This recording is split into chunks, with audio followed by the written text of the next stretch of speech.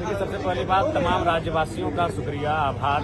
जो भी जनादेश मिला है, जो भी हमें समर्थन मिला है, उसका धन्यवाद करते हैं। तमाम मीडिया हाउस से संबंधित साथियों का शुक्रिया, तमाम सुरक्षाकर्मी जो चुनाव के दौरान तैनात रहे उनका शुक्रिया, तमाम हमारे पार्टी के सभी साथी उनका शुक्रिया।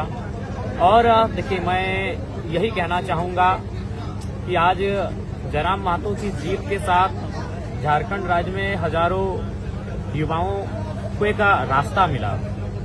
वे अपने आंखों में एक सपना सजाएंगे कि जयराम महतो एक साधारण मिट्टी से निकल कर आया बेटा, अगर विधानसभा तक जा सकता है तो वे भी जाएंगे। हाँ, ये बात रही कि हम लोगों ने कुछ एक बात मैं आपको कहना चाहूंगा। मैं 29 साल की उम्र में विधायक बना हूं। मुझे मेरे विधायक बनने से लाखों लोगों को खुशी है, लेकिन इंटरनली अगर मेरे अंदर कोई विशेष भाव उत्पन्न नहीं हुआ है, क्योंकि मैंने इन 3 सालों में जनता के दुख दर्द तकलीफ को इतना देखा है कि मेरे अंदर जो कुछ भाव होते हैं उन भाव को भी मैं समझ नहीं पा रहा हूं कि विधायक बनने की एक ललक होती है।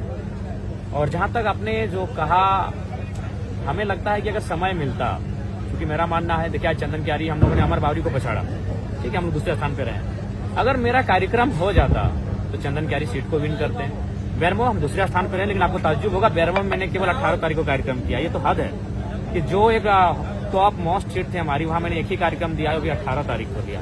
अगर हमारे पास समय होता, और सबसे महत्वपूर्ण बात है सिद्धांत, अगर जयराम महतो सिद्धांत से हटकर थोड़ा सा भी राजनीति करता तो आज मेरे पास 7 से 10 सीटें होती। इसलिए होती, सिद्धांत में सबसे पहला चीज आया था कि मैंने कहा था कि हेलीकॉप्टर का उपयोग नहीं करेंगे। अगर हम सिद्धांत से हटकर हेलीकॉप्टर का उपयोग करते और हम अपने प्रत्याशियों के लिए प्रचार के लिए जाते हैं तो आज जीतने की संभावना भी पड़े। सर जो रामगढ़ से थे 70,000 के आसपास लाए, मायने होता है विधानसभा 70,000 वोट। तरुण महतो अच्छा खासा वोट लेकर आई ईचागढ़ से, गोमिया से पूजा महतो 60,000 के आसपास वोट लेकर आई। ऐसे बहुत सारी सीटें हैं जिनको हम जीत सकते थे केवल और केवल अपने सिद्धांत अगर समझौता करते तो। ऐसी बहुत सारी सीटें ऐसी थी जहां मंझे हुए लोग हमसे जुड़ रहे थे, किसी विधायक के बेटा जुड़ रहे थे, कहीं पूर्व विधायक हमसे डायरेक्ट जुड़ रहे थे, और उसमें हम जीत सकते थे।